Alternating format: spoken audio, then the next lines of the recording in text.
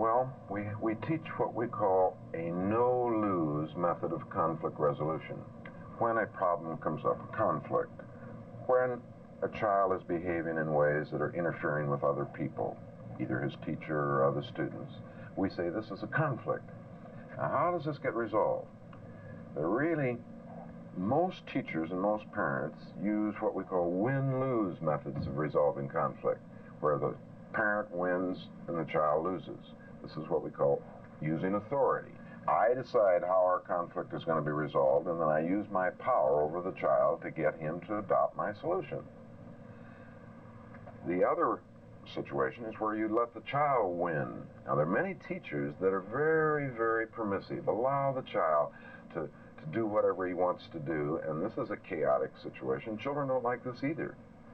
But we're teaching a third alternative. Is whenever conflict arises, parent and child get together and say, hey, we got a conflict. How could we resolve this in such a way that you'd be happy with the solution and so would I? It's the same method that partners use in a business, or the same method that a good husband and wife relationship would use to resolve conflicts. We're saying to parents and teachers, you're going to be in trouble if you resolve conflicts through the use of power. So in schools, for example, when a conflict arises, the teacher will move into the child and say, hey, we got a problem. Let's work it out. Let's see how we can solve this in such a way that I don't win and you lose, but also that you don't win and I lose. I think we can find a solution where we both win, or nobody loses. What kind of solutions would these be? Can you give me an example of a kind of situation and what the solution would be? Yeah, for example, here's a history class where the kids are really acting up and the teacher can't teach, and there's no discipline in the classroom, and there's all kinds of horseplay. The class is just so horrible that the teacher is about ready to quit. After training in the no-lose method, then the teacher went back to the classroom and said, hey class, we got a problem.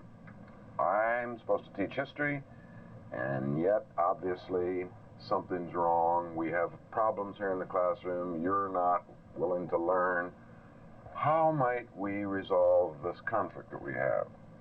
And the class started talking about this, and they would make some suggestions. They put them on the board, and they ended up by having a contract between the teacher and the students, in which they both, all the kids signed the contract and the teacher signed the contract. It was an agreement that the kids and the teacher made that satisfied both of their needs. For example, one of the things was that the kids were finding that the teacher was not letting them discuss enough. Another thing is that the teacher was not making history relevant to their own lives. Another that they felt some of the examinations were unfair.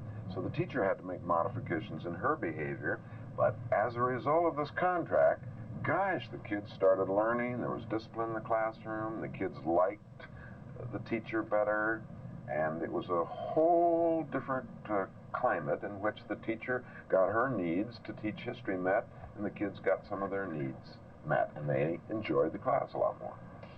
In a normal situation, or no, in a typical situation, what might have happened would be that a certain number of the youngsters in the class were sent to the office, Sure. paddled, or suspended from school. Yeah. What's wrong with handling it this way? It never works. As punishing children, well, let's just talk about junior high school and high school.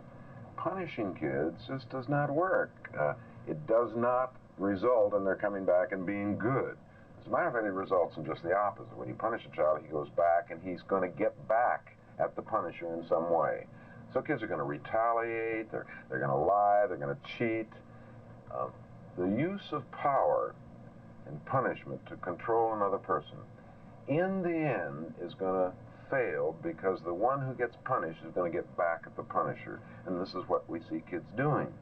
Besides that, when you get a high school kid, there's almost no way of punishing him in such a way that it will be harmful to him, except to suspend him from school. And that's the opposite of what we want. We're trying to keep kids in school, and the only punishment they have is to kick him out of school. Well, what that results in is kids are, out of school, and there's no chance of their having an education.